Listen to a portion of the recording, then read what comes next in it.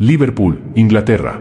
23 de octubre de 2006. Una familia cualquiera paseaba aquella tarde por el corazón de la ciudad cuando algo imposible, algo que nadie podría haber anticipado, ocurrió.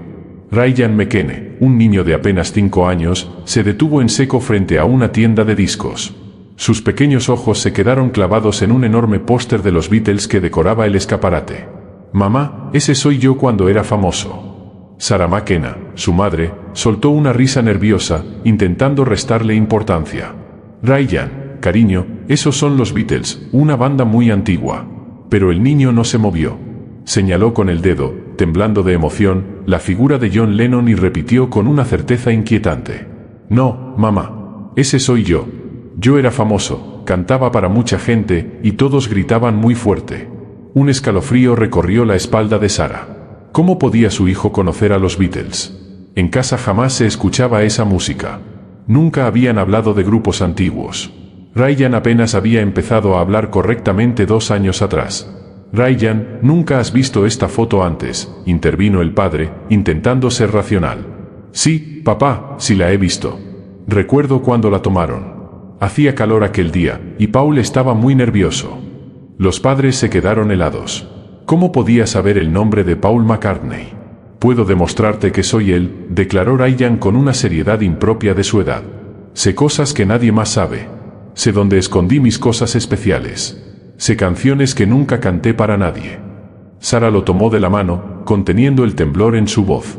«Vamos a casa, Ryan». «Está bien, mamá, pero algún día me vas a creer. Te lo prometo». Lo que estás a punto de escuchar es considerado por expertos en reencarnación como uno de los casos más documentados y sobrecogedores jamás registrados. Una historia que desafía toda comprensión sobre la vida, la muerte y la continuidad del alma humana. Lo que comenzó como un inocente juego infantil se convertiría en la investigación más inquietante de los últimos 50 años. Y lo que Sarah y Michael McKenna habían presenciado aquel día era apenas el principio. Durante las semanas siguientes, Ryan comenzó a comportarse de formas que hicieron que sus padres perdieran el sueño. El niño empezó a tararear melodías complejas, imposibles de reconocer, como si brotaran de algún rincón olvidado del tiempo. Cuando Sarah le preguntaba dónde las había aprendido, Ryan respondía con naturalidad: «Yo las escribí cuando era grande». El primer episodio verdaderamente perturbador ocurrió durante una cena familiar. Ryan jugaba con sus autos de juguete cuando, de pronto, comenzó a hablar en un inglés perfecto, con un marcado acento de Liverpool de los años 60. Sus padres se miraron desconcertados. Ryan apenas balbuceaba algunas palabras en inglés básico aprendidas en el jardín. «You said to life in a big white house with Yoko», murmuró mientras movía sus cochecitos. «She had long black hair and always wore white clothes». Sarah se levantó temblando. «Ryan, ¿de dónde aprendiste esas palabras? ¿Quién es Yoko?». El niño la miró con unos ojos demasiado antiguos para un rostro tan joven. «Era mi esposa, mamá. La extraño mucho». Pero la revelación más aterradora llegó una semana después. Michael decidió poner un disco de los Beatles para observar la reacción de su hijo. Cuando comenzó a sonar asterisco Here Comes de San asterisco, Ryan corrió al estéreo gritando: «¡Apágalo! ¡Apágalo! George está tocando mi guitarra». Los padres se quedaron paralizados. ¿Cómo podía saber un niño de 5 años que George Harrison tocaba la guitarra en esa canción? ¿Y por qué decía asterisco mi guitarra asterisco? Ryan rompió en llanto, sollozando desesperado. «Yo escribí esa canción. La escribí para Julian, era para mi niño». Sarah lo abrazó con fuerza, tratando de calmarlo, pero el pequeño seguía llorando. «Mamá, ¿por qué no puedo tocar mis instrumentos? ¿Dónde están mis guitarras? ¿Dónde está mi piano blanco?». Esa noche ninguno de los dos logró dormir. Lo que ocurría en su hogar escapaba a toda lógica. Su hijo no solo conocía detalles íntimos de la vida de John Lennon, sino que hablaba de él como si su propia alma lo recordara. 3 semanas después del incidente con la música, Sarah McKenna tomó una decisión que cambiaría sus vidas para siempre. Desesperada por entender lo que le pasaba a su hijo, decidió llevarlo al Museo de los Beatles en Liverpool. Su esperanza era simple: que aquel lugar terminara, de una vez por todas, con la fantasía. El 18 de noviembre de 2006, a las 10:30 de la mañana, la familia McKenna cruzó las puertas del museo. Ryan caminaba tranquilo, tomado de la mano de su madre, sin mostrar signos de reconocimiento. Pero todo cambió al llegar a la primera sala de exhibición. El niño se soltó bruscamente, corrió hacia una vitrina y apoyó sus pequeñas manos contra el cristal. Sus ojos se llenaron de lágrimas.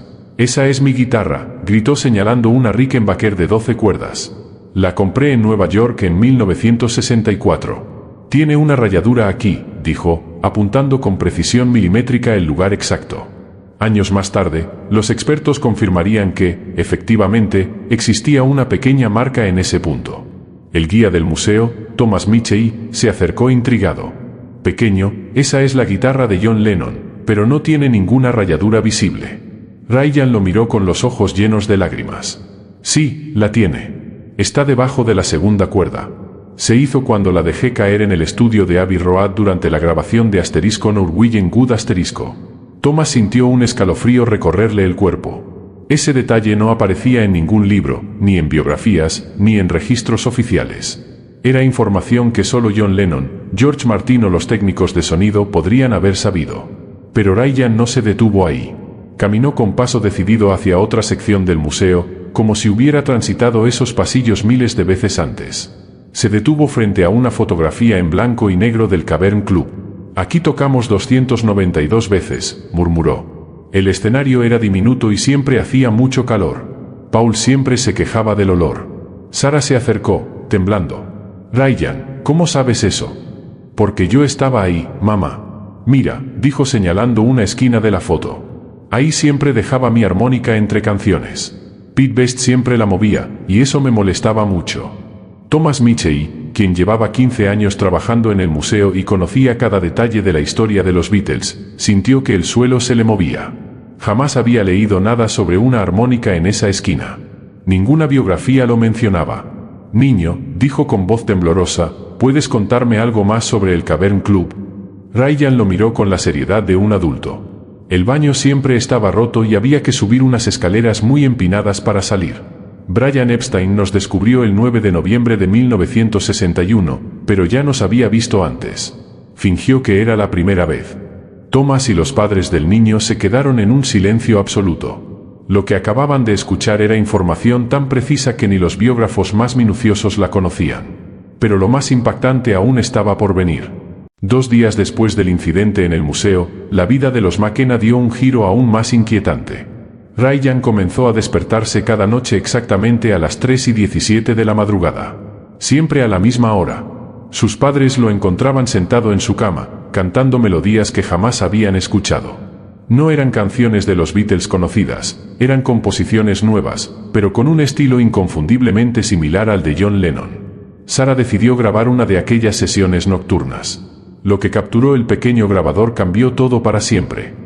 Ryan cantaba una canción titulada Louis Dream con una melodía hipnótica y una letra profundamente melancólica, que hablaba de una niña perdida en un jardín de cristal. Su voz, aunque infantil, tenía la cadencia, el timbre y la sensibilidad de las primeras grabaciones de Lennon. Lucy walks through Crystal Garden her way back home.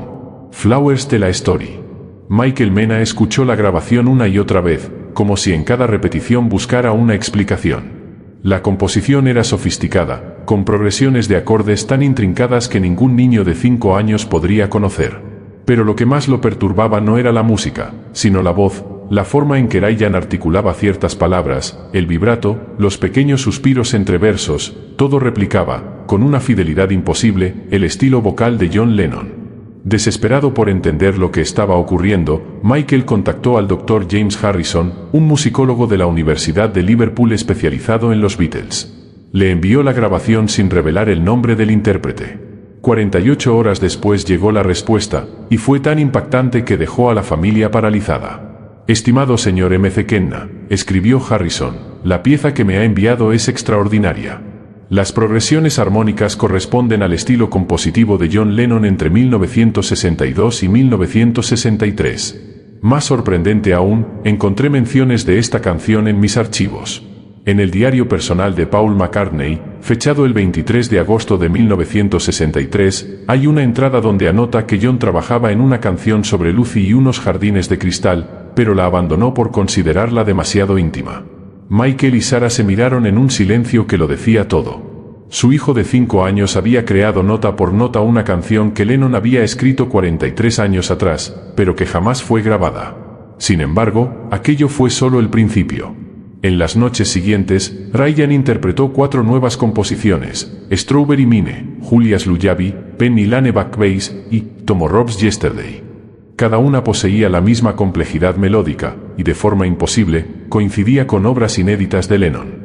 El Dr. Harrison, asombrado, confirmó haber hallado referencias fragmentarias a esas canciones en cartas privadas y diarios de los Beatles, documentos archivados durante décadas y accesibles solo a unos pocos académicos. Señor McKenna, escribió en su último correo, necesito saber con urgencia el origen de estas grabaciones. Lo que me ha enviado podría cambiar para siempre la historia musical de los Beatles. Esa noche, Sarah abrazó a Ryan con el corazón en un puño. Su hijo no solo creía ser John Lennon, de algún modo inexplicable, parecía tener acceso a los pensamientos y composiciones más íntimas de aquel músico muerto hacía décadas. Lo más estremecedor fue lo que le susurró al oído. Mamá, todavía recuerdo más canciones, pero son muy tristes. Hablan de cómo voy a morir. Los días siguientes trajeron un nuevo espanto. Ryan comenzó a obsesionarse con una mujer que nunca había visto, Yoko Ono. Todo comenzó el 2 de diciembre de 2006, cuando despertó a las 5:30 de la madrugada llorando sin consuelo. Entre sollozos, repetía una y otra vez: ¿Dónde está Yoko? ¿Por qué no viene por mí? Me prometió que siempre estaríamos juntos.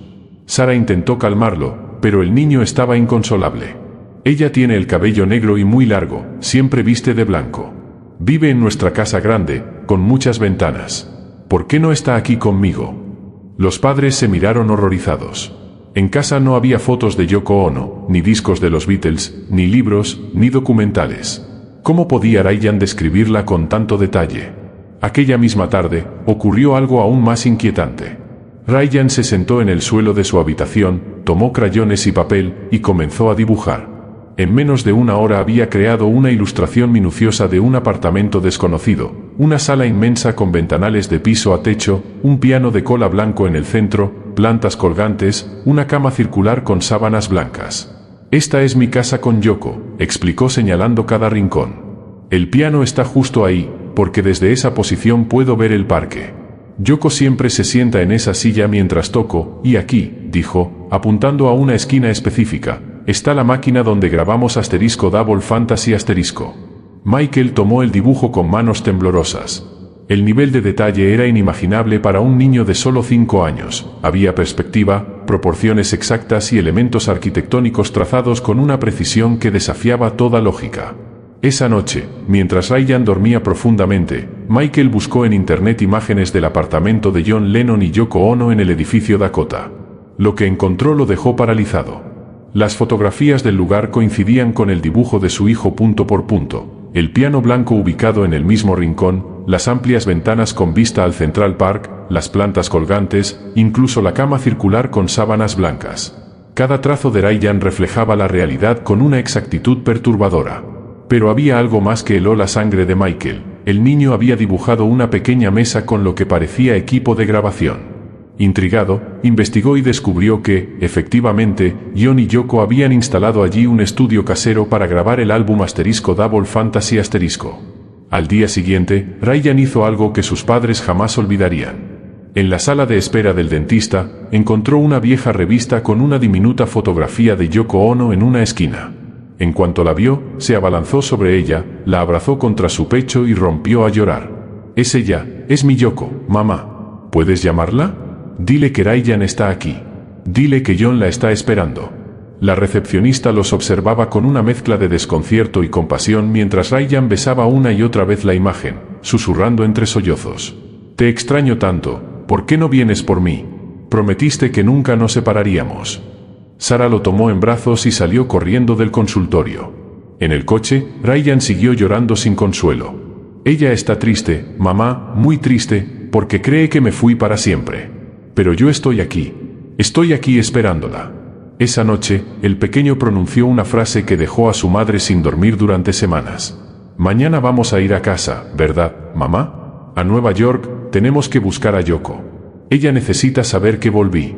3 semanas más tarde, en la víspera de Navidad de 2006, los McKenna tomaron la decisión más difícil de sus vidas. Con sus ahorros compraron 3 boletos de avión rumbo a Nueva York. No era un viaje de vacaciones, sino una búsqueda desesperada de respuestas. Desde aquel día en el consultorio, Ryan no había dejado de llorar ni de preguntar cuándo volverían a casa a buscar a Yoko. Exhaustos, física y emocionalmente, sus padres decidieron que solo llevándolo al edificio Dakota podrían poner fin a aquella pesadilla. El vuelo desde Liverpool hasta Nueva York duró 8 horas. Ryan permaneció en silencio, mirando por la ventana con expresión ausente. De vez en cuando murmuraba: «Ya casi llegamos a casa», o «Yoko se pondrá tan feliz de verme». Pero al aterrizar en el aeropuerto JFK, ocurrió algo que dejó a sus padres helados. Ryan, que jamás había estado en Nueva York ni visto un mapa de la ciudad, comenzó a dar instrucciones precisas al taxista. «Vaya por la FDR Drive hasta la 79ª Street, luego gire a la izquierda hacia Central Park West. Nuestra casa está en el One West 72nd Street». El conductor, un hombre mayor llamado Yusef, se giró sorprendido. «Oye, niño, ¿cómo conoces tan bien Manhattan? ¿Vives aquí?» «Sí», respondió Ryan con naturalidad. «Vivo en el edificio alto con porteros. Tiene una gran entrada con arcos, y siempre hay mucha gente afuera tomando fotos». Yusef miró a los padres por el espejo retrovisor. Su hijo está describiendo perfectamente el edificio Dakota. Son fans de los Beatles. Sara apenas pudo susurrar, algo así. Durante los 45 minutos de trayecto, Ryan siguió señalando lugares con precisión desconcertante. «Ahí está asterisco Strawberry Fields asterisco», dijo al pasar junto al Central Park. «Yo solía caminar por allí con Yoko. A ella le gustaban las mañanas, cuando había menos gente». Cuando el taxi se detuvo frente al imponente Dakota Building, Ryan saltó del asiento y corrió hacia la entrada principal. Tocó con sus pequeñas manos los fríos arcos de piedra, y con la voz quebrada por la emoción, susurró: «Ya estoy en casa, ya llegué a casa». Michael pagó al taxista con las manos temblorosas. Yusef se inclinó hacia él y susurró: «Señor, llevo 30 años conduciendo un taxi en Nueva York. He llevado a miles de turistas al Dakota Building, pero nunca he visto una reacción como la suya. Su hijo se comporta como si conociera esta ciudad desde siempre». Sara se acercó a Ryan, que permanecía inmóvil frente a la entrada del edificio, con lágrimas deslizándose por sus mejillas. «Mamá», murmuró con la voz rota, «¿por qué no puedo entrar? Esta es mi casa. Yo vivo aquí, con Yoko». En ese instante, el portero, un hombre afroamericano de unos 60 años, se aproximó, intrigado. «¿Están bien? El niño parece muy alterado», dijo con preocupación. Ryan levantó la mirada y lo observó con una extraña familiaridad. «Tú eres nuevo. No te conozco. ¿Dónde está Harold?» «Harold siempre me saluda cuando llego». Un escalofrío recorrió al portero. Harold había sido el portero del Dakota en los años 70 y había muerto en 1995. Solo los residentes más antiguos y algunos fanáticos obsesivos de John Lennon sabían aquello. «Niño», balbuceó el portero, «¿cómo sabes de Harold?» Ryan lo miró con una ternura antigua, casi dolorosa. «Él siempre me cuidaba cuando Yoko y yo volvíamos tarde por las noches. Me daba caramelos de menta y me preguntaba por mis canciones». El portero quedó mudo. Cada detalle que el niño acababa de mencionar era exacto, pero imposible de conocer para un pequeño de 5 años nacido en Liverpool. Y entonces, lo que ocurrió a continuación dejó a todos sin aliento. Ryan se acercó despacio a la puerta del Dakota Building y colocó su diminuta mano sobre la placa conmemorativa de bronce. Movió los labios en silencio, como si rezara. De pronto, comenzó a cantar: «Imagine there's no heaven, it's easy if you try». Pero aquella no era la voz aguda de un niño. Era una voz grave, madura, con el inconfundible acento de Liverpool de los años 60. Sara sintió que las piernas le flaqueaban. Michael, temblando, sacó su teléfono y empezó a grabar. Ryan continuó la canción entera con una perfección imposible. La respiración, las pausas, la pronunciación de cada palabra, todo era idéntico a las grabaciones originales de John Lennon. Sin embargo, había algo más: cantaba llorando, como si cada verso le desgarrara el alma. Cuando terminó, Ryan se desplomó en el suelo, sollozando. «No quiero cantar esa canción», murmuró entre lágrimas. «Esa canción me da miedo. Siempre me da miedo cuando la canto». El portero, con los ojos humedecidos, se acercó lentamente. «Llevo 30 años trabajando aquí», dijo con voz temblorosa. «He visto miles de imitadores de John Lennon, pero esto no es una imitación. Este niño canta exactamente como él. Exactamente igual». Esa noche, en la habitación del hotel, los McKenna escucharon la grabación una y otra vez. Michael la envió al Dr. James Harrison, en Liverpool, sin explicar nada. 6 horas después llegó la respuesta. Señor McKenna, decía el mensaje, he escuchado su grabación y necesito saber urgentemente quién la interpretó. He realizado un análisis espectrográfico y la estructura vocal coincide exactamente con la de John Lennon en 1971. Pero hay algo aún más inquietante. La carga emocional de la interpretación es idéntica a una versión que Lennon grabó en su apartamento del Dakota en 1980, 2 semanas antes de su muerte. Esa grabación jamás fue publicada, y solo existe una copia, en los archivos privados de Yoko Ono. Sara abrió el correo electrónico con las manos temblorosas. Su hijo no solo cantaba como John Lennon, sino que lo hacía como él en sus últimos días de vida, con una melancolía premonitoria que helaba la sangre y dejaba un nudo en el corazón. La mañana del 26 de diciembre de 2006, Ryan se despertó gritando a las 4:17 de la madrugada. Sus padres corrieron a su habitación en el hotel y lo encontraron sentado en la cama, empapado en sudor frío, con los ojos dilatados por el terror. Mamá susurró con voz temblorosa, soñé con el hombre otra vez. El hombre que me va a hacer daño. Sara se sentó junto a él, tratando de infundir calma. Ryan, cariño, solo fue una pesadilla. No es una pesadilla, mamá, replicó Ryan, abrazándose a ella temblando. Es un recuerdo. Es un hombre gordo con anteojos gruesos. Tiene un libro en la mano y me pide que lo firme, pero sus ojos están llenos de rabia. Michael se acercó, preocupado. Ryan, ¿qué libro tenía ese hombre? Era mi libro, uno sobre mí, pero él estaba furioso conmigo. Me gritaba cosas horribles mientras yo firmaba, dijo Ryan, y sus lágrimas comenzaron a rodar. Después sacó algo de su abrigo, algo que brillaba, y yo sentí un dolor terrible en la espalda. Los padres se miraron, alarmados. Ryan nunca había visto imágenes del asesinato de John Lennon. Nunca habían hablado de Mark David Chapman. ¿Cómo podía describir con tanta precisión al asesino? ¿Recuerdas qué día fue, Ryan?, preguntó su madre, con la voz entrecortada. Fue el 8 de diciembre, respondió él. Hacía mucho frío y yo llevaba mi abrigo negro.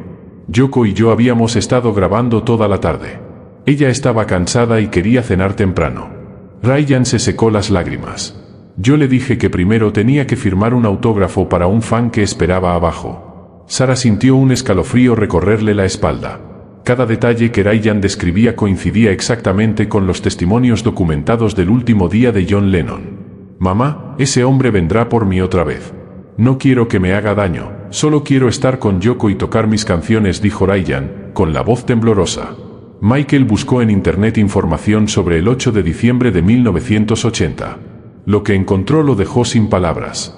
Ryan había descrito con escalofriante precisión cada detalle del asesinato, la hora, el lugar, la descripción física de Chapman, el libro de Catcher the Rye, e incluso que Lennon había estado grabando con Yoko esa tarde.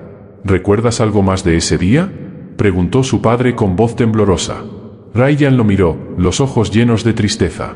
Recuerdo que antes de bajar a firmar el autógrafo, besé a Yoko y le dije que la amaba. Sentía que algo malo iba a pasar, pero pensé que era solo mi imaginación. Hizo una pausa, y susurró. Ojalá hubiera escuchado esa voz que me decía que no bajara. 3 días después, lo imposible sucedió. Gracias a los contactos del Dr. Harrison en Liverpool, los McKenna lograron organizar un encuentro con Yoko Ono en su apartamento del Dakota Building. Yoko, ahora de 73 años, accedió a conocer al niño tras escuchar las grabaciones de las canciones perdidas de John. El 29 de diciembre de 2006, a las 3 de la tarde, los McKenna entraron al apartamento que Ryan había dibujado con escalofriante precisión meses antes. Ryan caminaba con calma, como si hubiera recorrido esos pasillos miles de veces. Al ver a Yoko esperándolo en la sala principal, se detuvo en seco, los ojos llenos de lágrimas, y con voz quebrada susurró. Yoko, mi amor, te extrañé tanto. Yoko, que hasta ese momento había mantenido una expresión escéptica, sintió que sus piernas comenzaban a temblar. La manera en que Ryan la miraba, el tono de su voz, la dulzura infinita en sus ojos, era exactamente la misma con la que John la había mirado en los últimos días de su vida. Ryan se acercó despacio, con una calma que parecía venir de otra vida, y tomó las manos de Yoko entre las suyas. ¿Por qué estás tan triste?, susurró. Lo veo en tus ojos. Has llorado mucho desde que me fui. Las lágrimas comenzaron a deslizarse silenciosamente por las mejillas de Yoko. En 26 años, nadie le había hablado de esa manera. Nadie había logrado tocar la herida invisible que cargaba tan dentro, con una precisión tan desgarradora. ¿Todavía tienes el piano blanco?, preguntó Ryan, mirando directamente hacia el rincón donde el instrumento seguía, inmutable. ¿Puedo tocarte la canción que nunca pude terminar para ti? Ryan caminó hacia el piano y comenzó a tocar una melodía que Yoko jamás había escuchado, pero que sonaba inconfundiblemente a John. Cada nota tenía el alma de su música. Sus pequeños dedos se deslizaban sobre las teclas con una destreza imposible para un niño de 5 años. Mientras tocaba, cantaba con voz suave, etérea. Yoko, my eternal dream. Even the earth cannot divide what we have been. Yoko se desplomó en su silla favorita, sollozando. Esa misma silla en la que tantas veces había escuchado a John componer. Ryan no podía saberlo. Nadie se lo había contado. Cuando la melodía terminó, el niño se acercó a Yoko y le susurró algo al oído que la dejó sin aliento. ¿Aún guardas mi última carta? La que escribí el día antes de morir, la que decía que, si algo me pasaba, te encontraría de alguna manera para decirte que nuestro amor es eterno. Los ojos de Yoko se abrieron con un asombro casi sagrado. Esa carta existía. Estaba escondida en su caja fuerte privada. Nadie jamás la había visto. Ni siquiera Sean, el hijo que tuvo con John, sabía de ella. ¿Cómo sabes sobre esa carta?, preguntó, con la voz quebrada. Ryan sonrió con una tristeza que parecía venir de otro tiempo. Porque yo la escribí, mi amor, y he regresado para cumplir mi promesa. Lo que Ryan le reveló a Yoko durante los siguientes 20 minutos cambió todo para siempre. Cuando los padres del niño fueron llamados nuevamente a la sala, encontraron a Yoko transformada. Sus ojos brillaban con una mezcla de esperanza y espanto que nadie había visto en décadas. Ryan me ha dicho cosas que solo John y yo sabíamos, les confesó con voz temblorosa. Detalles de nuestras conversaciones más íntimas, secretos que he guardado en silencio durante 26 años. Ryan se volvió hacia sus padres, tomó sus manos y los miró con una seriedad que congelaba la sangre. Mamá, papá, necesito que comprendan por qué estoy aquí. ¿Por qué regresé?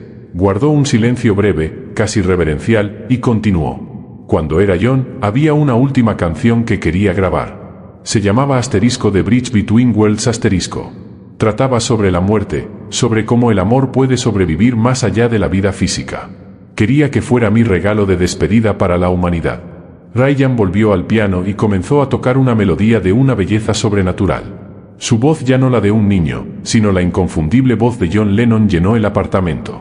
La canción duró exactamente 4 minutos y 17 segundos. Cuando terminó, Ryan se giró hacia todos los presentes y con una calma que parecía infinita, dijo: «Esta canción debe llegar al mundo. Es mi último mensaje. Por eso regresé, para completar lo que no pude terminar». Yoko se acercó a él, temblando, y lo abrazó como si abrazara al mismo alma que había perdido. Como si en ese instante, el amor hubiera vuelto a vencer a la muerte. «John, mi John, ¿cuánto tiempo más puedes quedarte conmigo?». Ryan la miró con unos ojos que desbordaban amor y una tristeza infinita. «No por mucho, mi amor. Siento que esta experiencia está llegando a su fin. Pero antes de irme, necesito que me hagas una promesa. Esta canción debe ser grabada y compartida con el mundo. Es mi último legado, la prueba de que el amor verdadero nunca muere».